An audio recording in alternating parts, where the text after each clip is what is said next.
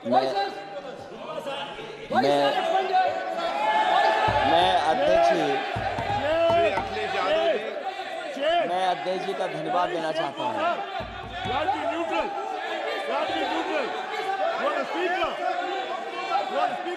अध्यक्ष महोदय,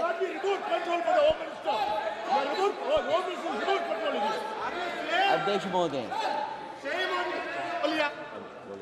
अध्यक्ष महोदय, अध्यक्ष महोदय, मैं सबसे पहले आपका धन्यवाद देना चाहता हूं कि आपने मुझे अपनी पार्टी की तरफ से राष्ट्रपति जी के अभिभाषण बोलने का मौका दिया है। अध्यक्ष जी, सत्ता पक्ष और विपक्ष दोनों लगातार अपनी बात रख रहे हैं। मैं सबसे पहले अध्यक्ष जी आपको और आपके साथ साथ सभी चुने हुए सांसदों को मैं बधाई और शुभकामनाएं देना चाहता हूं। साथ ही साथ मैं सबसे पहले देश के उन सभी समझदार और ईमानदार मतदाताओं को धन्यवाद जिन्होंने लोकतंत्र को एक तंत्र बनाने से रोका।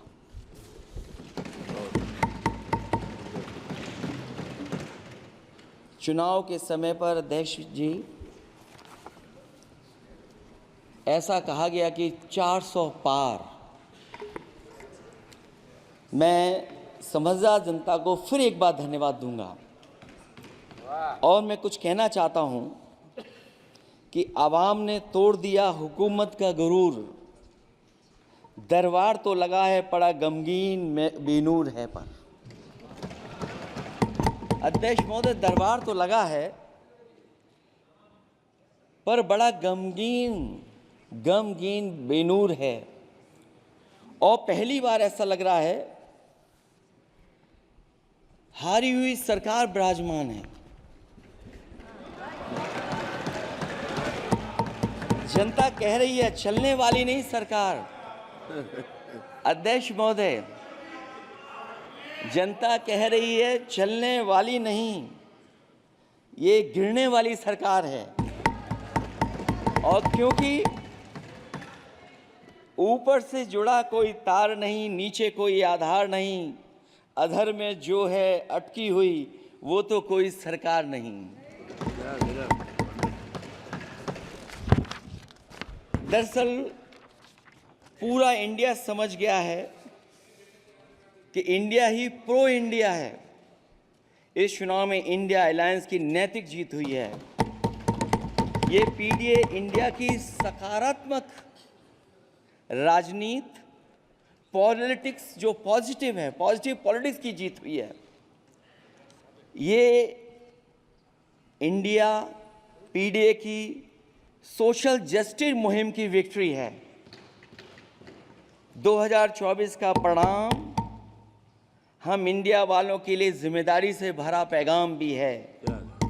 और अगर हम यूं कहें अध्यक्ष महोदय कि 15 अगस्त 1947 अगर उपनिवेशिक राजनीति से आज़ादी का दिन था तो 4 जून 2024 देश के लिए सांप्रदायिक राजनीति से आज़ादी का दिन रहा। ये सांप्रदायिक राजनीति के अंत और सामुदायिक राजनीति की शुरुआत है। जहां सांप्रदायिक राजनीति का अंत हुआ है वहीं सामुदायिक राजनीति की शुरुआत हुई है। सबसे अच्छी बात हुई ये है कि इस चुनाव में सांप्रदायिक राजनीति की हमेशा के लिए हार हो गई है। अध्यक्ष महोदय,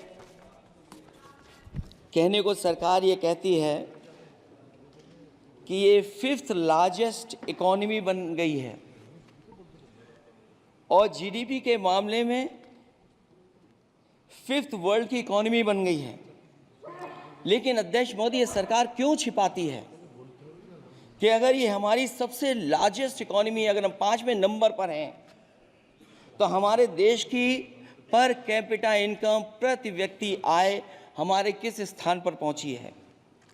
और हम लोगों ने तो अध्यक्ष महोदय देखा है कि अगर दिल्ली की सरकार ने कहा होगा कि $5 ट्रिलियन की इकॉनमी बनेगी, तो जहाँ से प्रधानमंत्री जी चुन करके आते हैं, वहाँ का प्रदेश के सरकार भी कह रहे कि हम $1 ट्रिलियन इकॉनमी बना लेंगे। देश की इकॉनमी कहाँ पहुँच गई, पर कैपिटा इनकम क्या है, लेकिन अगर उत्तर प्रदेश की इकॉनमी को अगर $1 ट्रिलियन की इकॉनमी बनना है तो कम से कम 35% की ग्रोथ चाहिए। मुझे नहीं लगता है कि 35% की ग्रोथ उत्तर प्रदेश पा पाएगा। हम हंगर इंडेक्स में कहाँ खड़े हैं, नीचे से कहाँ हैं। जो 5th लार्जेस्ट इकॉनमी की बात कर रहे हैं, वो इनइक्वालिटी के पैरामीटर पे कहाँ खड़े हैं, वो हैप्पीनेस इंडेक्स में कहाँ खड़े हैं। और जो लोग चुनाव को अपने तरीके से मोड़ते हैं, मैं उन्हें कहना चाहता हूं कि अध्यक्ष महोदय, इस चुनाव के परिणाम ने तोड़ने वाली राजनीति को तोड़ दिया है और जोड़ने वाली राजनीति की जीत हुई है। इस चुनाव में धन छल बल की नकारात्मक राजनीति की शिकस्त हुई है। ये चुनाव जो देश का हुआ, ये सकारात्मक राजनीति का नया दौर शुरू हुआ है। इस बार प्रो कॉन्स्टिट्यूशन वालों की जीत हुई है। हम मानते हैं संविधान ही संजीवनी है, उसी की जीत हुई है। ये संविधान मंथन में संविधान रक्षकों की जीत हुई है। अब ऊपर से नीचे की राजनीति का अंत हो गया है। अब नीचे से जो समाज की जो आवाज़ उठेगी, वही राजनीति का आधार बनेगी। मैं कहना चाहता हूं कि देश किसी की व्यक्तिगत महत्वाकांक्षा से नहीं, जन आकांक्षा से चलेगा। मतलब अब मनमर्जी नहीं, जनमर्जी चलेगी। इस चुनाव का बड़ा पैगाम यही है।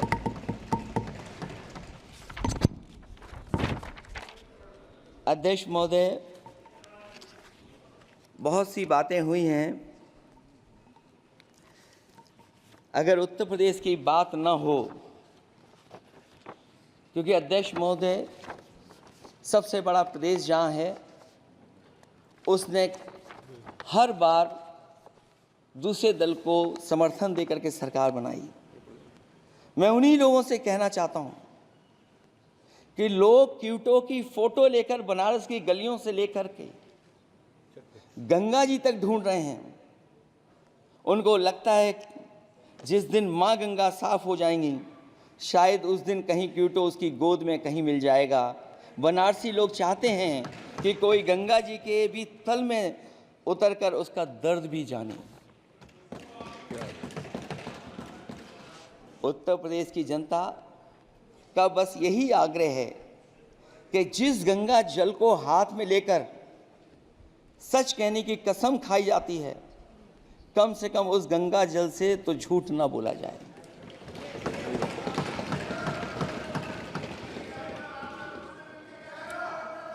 जहां विकास के नाम पर खरबों रुपए की लूट का राज खोलते भ्रष्टाचार के गड्ढे प्रदेश का नाम खराब कर रहे हैं, वहीं पहली बारिश में ही टपकती हुई छत और गिर चुकी स्टेशन की दीवार बेईमानी की निशानी बन गई है।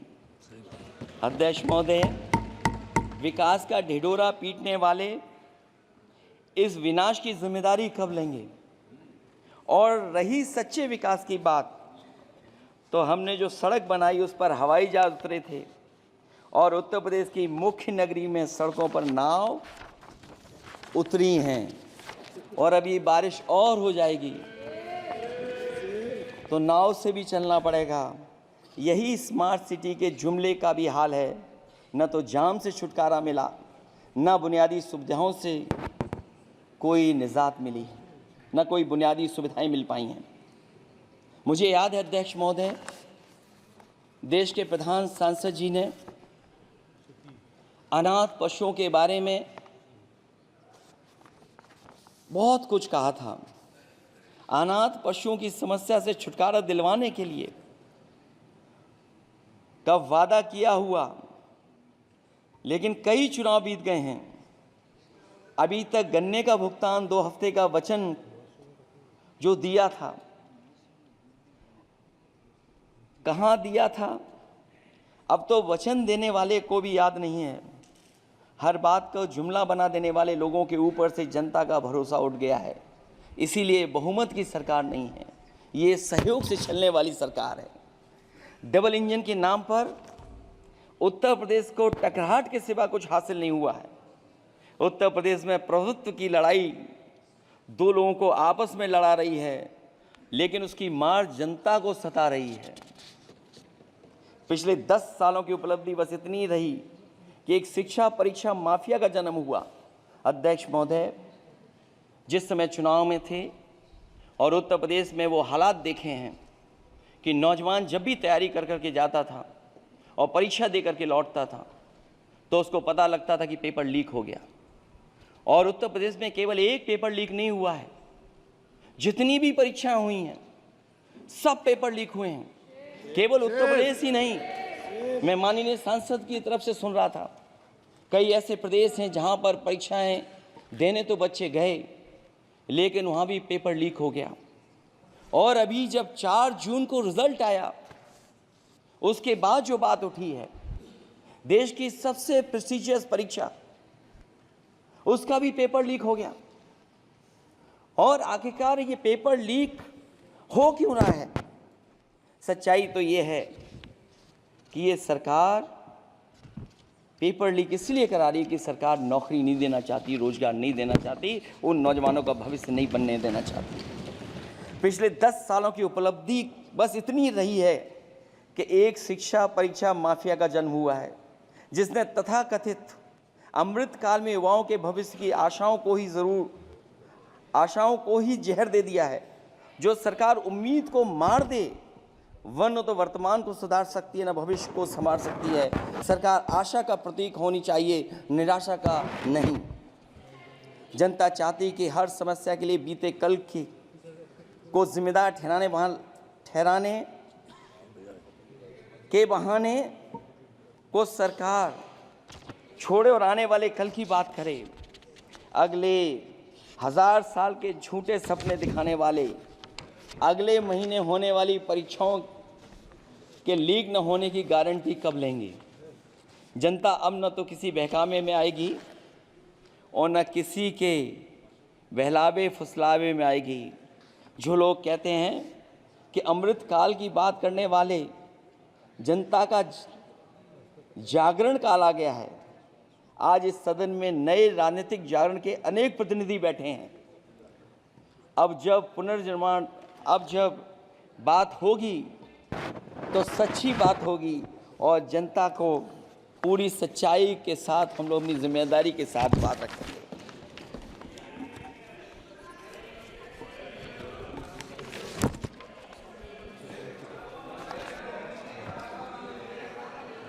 अध्यक्ष महोदय, एक जीत और हुई है, एक जीत और अध्यक्ष महोदय हुई है। मैं जानता हूं सत्ता पक्ष बैठे वाले लोग समझ गए होंगे। अयोध्या की जीत भारत के परिपक्व मतदाता की लोकतांत्रिक समझ की जीत है। और हम तो अध्यक्ष महोदय यही सुनते आए हैं, होए वही जो राम रची राखा, ये है उसका फैसला। अध्यक्ष महोदय, होई वही जो राम रची राखा, ये है उसका फैसला। जिसकी लाठी में नहीं होती आवाज, जो करते थे किसी को लाने का दावा, वो हैं खुद किसी के सहारे के लाचार।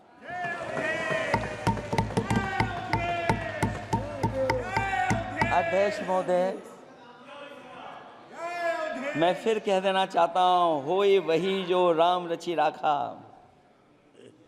यह है उसका फैसला जिसकी लाठी में नहीं होती आवाज, जो करते थे किसी को लाने का दावा, वो हैं खुद किसी के सहारे के लाचार। हम अयोध्या से लाए हैं उनके प्रेम का पैगाम,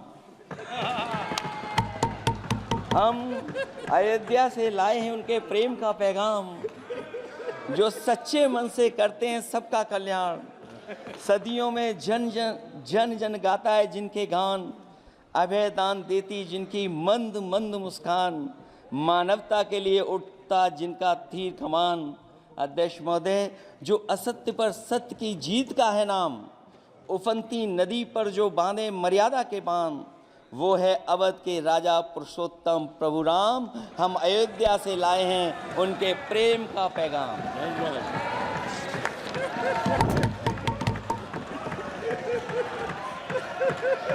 अध्यक्ष